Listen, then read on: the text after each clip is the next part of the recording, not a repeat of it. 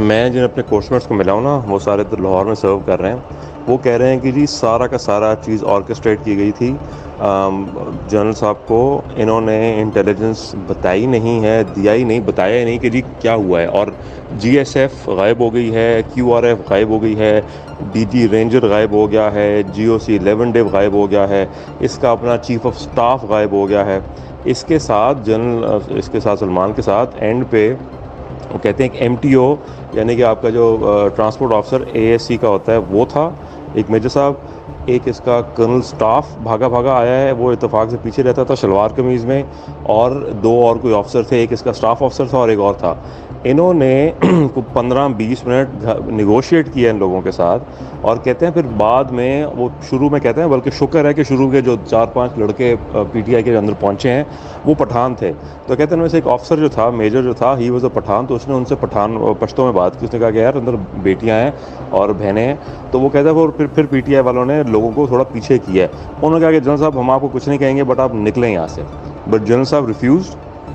फिर इन्होंने इवेंचुअली कहते हैं पीछे से तोड़वाया है, दीवार तोड़वाई है। कहते हैं अंदर उनका एक कुक था, एक ड्राइवर था और एक आधा कोई और जो ना अंदर गार्ड सेंट्री था जो रह गया था। पूरी की पूरी यूनिट जो 58 फील्ड बटालियन है, जो उसकी जो 75 लोगों की गार्ड होती है, वो गायब हो गई थी।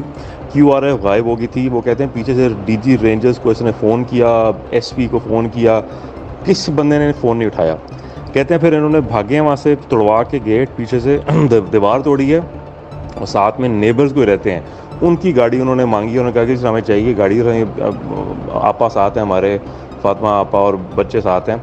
उन्होंने फिर गाड़ी दी इनको। कहते हैं 2 सिविलियन गाड़ियों में ये अपने पजामों ट्रैक सूट में वहाँ से कोर हेड क्वार्टर पहुँचे हैं। और कहते हैं कोर हेड क्वार्टर पहुँचने के बाद कहते हैं जी उसके कुछ घंटे के बाद सीओएस जो होता है, चीफ ऑफ स्टाफ इनका होता है, ब्रिगेडियर जो है वो आया है।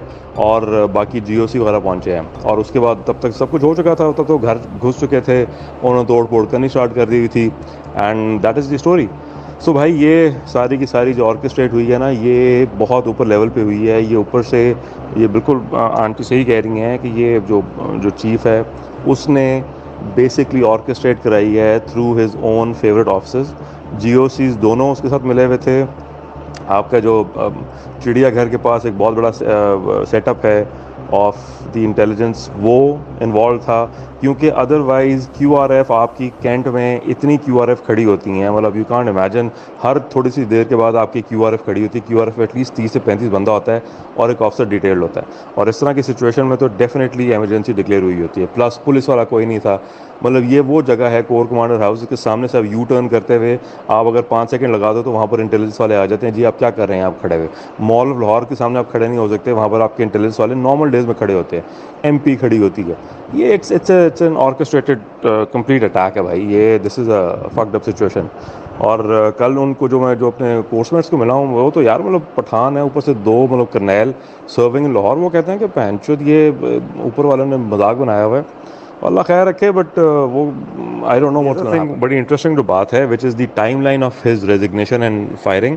वो कहते हैं जी रात 9 बजे इसको उन्होंने कमांड से हटा दिया था जनरल साहब को, विच मीन्स कि एजी ब्रांच ने रात को 9 बजे, यानी कि अब ये मतलब 6 बजे 5 बजे हुआ ये सारा कुछ, और 9 बजे उनका डिसीजन था कि जी इसको आपने फायर, इनको जीएचक्यू बुला लिया वापस, ठीक है।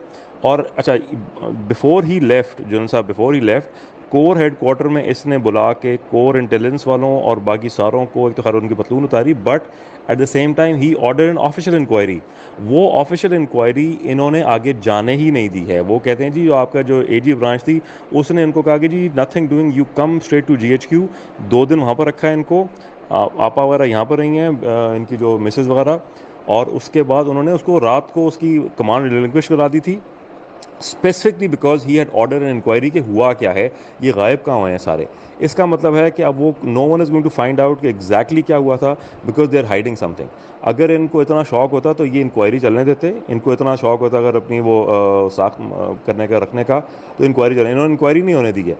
इन्होंने कहा कि जी इन 3 to 4 hours he was fired, basically remove from his post, and then he was asked to resign. So ये बड़ी एक लंबी स्टोरी है और ये बहुत बड़ा कवर अप है। और अच्छा, a lot of people are now saying फौज के अंदर कि ये इरादा इनको ये नहीं था कि सिर्फ कोर कमांडर घर के अंदर तोड़वाएंगे।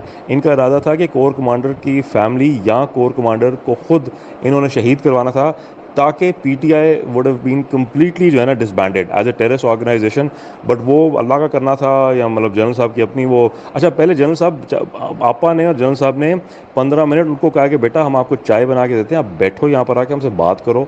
और बाय दैट टाइम खैर एनीवे सिचुएशन निकल चुकी थी। सो उनकी अल्लाह ताला ने उनको बचाया है और उनकी इज़्ज़त रखी है। So it's a very very serious situation and the trust in the top tier is now completely eroded. मुझे नहीं पता कि कैसे चल रही है इस वक्त फौज जो है, क्योंकि ऊपर वाला जो भाईजान जो हमारे जो इमाम साहब बैठे हुए हैं उनके बारे में तो जो कल वो जो 3-4 करनैल बात कर रहे थे, आप सोच के हैरान हो जाते हो कि बहनचोद हाउ इज़ दिस यूनिट और this command working. But anyway